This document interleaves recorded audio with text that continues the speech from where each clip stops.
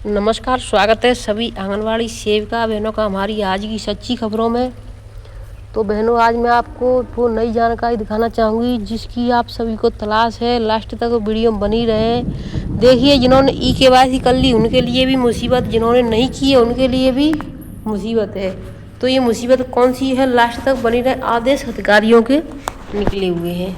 तो देखिए, आप जैसा कि आप देख पा रहे हैं, निदेशालय बाल विकास सेवा एवं पोस्टार उत्तर प्रदेश लखनऊ से निकला हुआ आदेश है। ये किस विषय पर है ये हम आपको दिखा देते हैं। और 17 जुलाई 2025 का निकला हुआ आदेश, यानी अभी का है, ताज़ा। अब इसमें क्या है, तो बहनों आदेश कई लगे हुए हैं। सबसे पहले मैं आपको बताना चाहूँगी, जो बच्चे हमारे कुपोषित हो जाते हैं, नहीं यानी कि कुपोषित होते नहीं हैं, हमें दिखते नहीं है। जब भी हम वजन लंबाई भरते हैं, बच्चा हमारा जो गोला बन के आता है रिंग, तो वो हरी होती है। यानी बच्चों की जो कुछ बच्चों का वजन कम होता है तो पीली हो जाती है, लेकिन हरी ज़्यादातर होती है। कुछ बच्चे होते हैं जिनकी पीली होती है, कुछ की रेड भी होती है। लेकिन जिस बच्चे की रिंग हरी है फिर भी वो बच्चा बौना है, तो ऐसा कैसे है और इसकी पता हम कैसे लगाएं, क्योंकि हमें इसकी जानकारी नहीं हो पाती है और हमारे खिलाफ कार्रवाई शुरू हो जाती है कि उस केंद्र पर इतने बच्चे बौने हैं।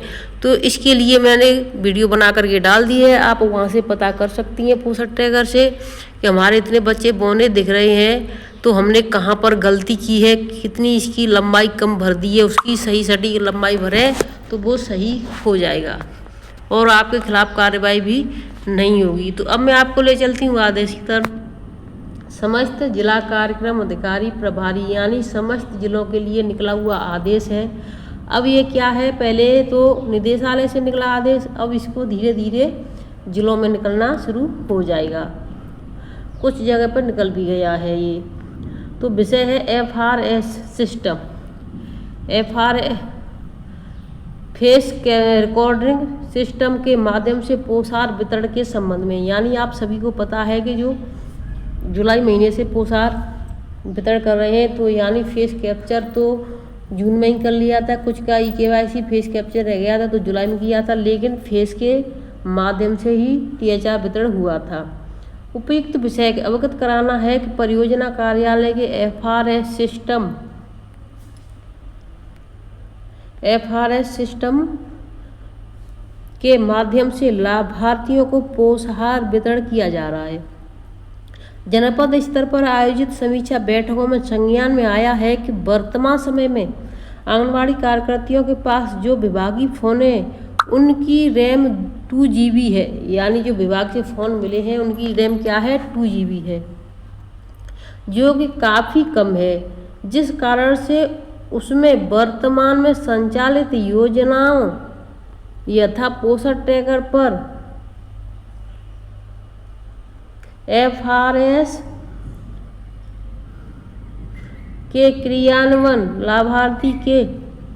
लाभार्थियों के ई-केवाईसी का कार्य, फेस मैचिंग कर राशन का विवरण, PMMVY का कार्य करने में अत्यंत कठिनाई का सामना करना पड़ रहा है। तो देखिए, सभी को पता है कठिनाई का सामना करना पड़ रहा है। क्यों है, क्योंकि 2 GB फ़ोन है और ये जो कार्य हो रहा है 5 GB से भी ज़्यादा फास्ट और सटीक कार्य है, सो नहीं हो पा रहा है। इसमें नीचे क्या है इसको देख लेते। अतः जिन मोबाइल फ़ोन के माध्यम से पोषण ट्रैकर पर FRS के क्रियान्वयन, लाभार्थियों के ई-केवाईसी का कार्य, फेस मैचिंग कर राशन का वितरण, PMMVY का कार्य आसानी से संपन्न हो रहा है, उनकी मेमोरी रैम क्या है। पोषण ट्रैकर पर FRS के क्रियान्वयन, लाभार्थियों के ई-केवाईसी का कार्य, फेस मैपिंग कर राशन का वितरण, PMMVY का कार्य करने में लिए मोबाइल फ़ोन में कितने स्पेसिफिकेशन की आवश्यकता होगी के संबंध में तत्काल अवगत कराना सुनिश्चित करें। तो अब देखिए, यानी आप सभी बहनों ने, यानी जिनके पास विभागीय फ़ोन है, सभी के पास विभागीय फ़ोन है, उनसे काम नहीं हो रहा है। सभी को पता है, जो मैंने कार्य कर रही नहीं हो रहा है, अधिकारियों को भी पता है, अधिकारियों के सामने नहीं हो रहा है। जब 5G फ़ोन से नहीं हो रहा है, 4G से नहीं हो रहा है, तो 2GB यानी 2 वाली रैम से कैसे होगा। तो इसके लिए अब जिन्होंने कार्य कर लिया यानी FRS यानी फेस कैप्चरिंग और KYC कर ली है, अब उनके फ़ोनों की जांच होगी और वो PMBY यानी मातृ वंदना योजना का जो फॉर्म भर रही हैं अपने फ़ोन से, तो उनकी जांच होगी कि उनके फ़ोनों की रैम क्या है, कितना उसमें स्पेस होना चाहिए, कितनी रैम मेमोरी कितनी होनी चाहिए, इस पे यानी स्पेसिंग उसकी तत्काल अवगत करा। यानी अधिकारियों को आदेश दिया गया है कि तत्काल इसकी जांच करो और हमें बताओ। तो अब आप सभी आंगनवाड़ी बहनों के मोबाइल की जांच होनी है कि आपके पास कितनी रैम का मोबाइल है।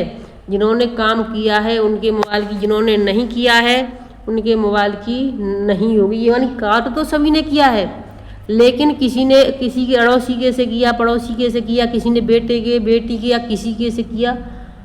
तो अब सभी फ़ोनों की उनकी जांच होनी है कि उनके फ़ोनों में कितनी रैम है, कितना स्पेस है, जिससे कि टीटी उपाध्याय अपर निदेशक, तो इस तरीके से उन्होंने ये आदेश निकाला है। अब मैं आपको एक और जानकारी देना चाहूँगी बहनों, आदेश और भी लगे हैं, लास्ट तक बनी रहें। उतना ही ले थाली में व्यर्थ न जाए नाली में। यानी देखिए मेहनत कितनी होती है खाना उगाने में, और जिसको 5 मिनट भी नहीं लगते हैं फेंकने में। तो पहला दिन देखिए 8 से 10 दिन इसको संभालने में लगेंगे, 60 से 70 दिन इसको उगाने पकाने में लगेंगे, फिर 130 दिन यानी काटने में, 145 यानी टोटल 145 दिन हो गए। अब इसको सही किया और पूर्ण यानी 145 से भी ज़्यादा दिन लगे जब तक ये अनाज बनकर तैयार होता है। लेकिन जब मेहनत जो इंसान करता है उसी को पता रहता है कि कितनी मेहनत लगती है। किसान अब साल देखिए पानी इतनी ज़्यादा भरमार में है, बारिश बंद नहीं हो रही है, तो खाने के लिए यानी इस साल जो देखिए शहरों में बैठे हैं वो तो थोड़ा हंसेंगे भी कि ये क्या बोल रही है, लेकिन मैं जो कह रही हूँ हकीकत, जो ज़मीनी हकीकत है उसको पहचानो। जो शहरों में बैठकर खाते हैं ना, वो सिर्फ गाँवों की वजह से खाते हैं। खेतों में बहुत ज़्यादा पानी भर रहा है, बारिश बंद नहीं हो रही है, इस साल बाजरा भी नहीं हो पा रही है। दिल से देसी हमें 9 मिनट लगता है खाना फेंकने में, लेकिन महीनों लग जाते हैं इसको खाने योग्य बनाने में। तो देखिए आप नहीं खा रहे हैं तो इसको फेंकिए मत, किसी ऐसे को दे दिए जिसको जो ज़रूरतमंद है, जिसके लिए वो बहुत ज़रूरी है। अब देखिए एक और जो मैं आपको दिखाना चाहूँगी, ये मीटिंग हुई है कल। यहाँ पर आपको दिखाई दे रहे सभी अधिकारी बैठे हुए। डीएम की शक्ति, विकास कार्यों की समीक्षा, लापरवाही पर फटकार। ये लखीमपुर खीरी की डीएम दुर्गा शक्ति नागपाल ने सीएम डैशबोर्ड पर, CMIS पोर्टल पर विकास कार्यों की समीक्षा की। ऊर्जा, वैश्विक शिक्षा, उद्योग व NRLM विभागों को फटकार लगी। डीएम ने निर्देश दिए कि प्रगति पोर्टल पर समय से अपडेट हो, लापरवाही बर्दाश्त नहीं होगी। विद्युत विभाग की प्रगति पर उनका वेतन निर्भर रहेगा। BSA को रैंकिंग सुधारने को कहा गया। CDO ने कहा कि आंकड़े प्रशासन की पारदर्शिता का आईना है, लापरवाही से छवि प्रभावित होगी। तो देखिए ये PDF है जो डाउनलोड किया हमने पोषण ट्रैकर से, जिसमें पता चल जाता है सभी के बारे में। वो वीडियो हमने बना करके डाल दी, शाम को जा करके देख लें।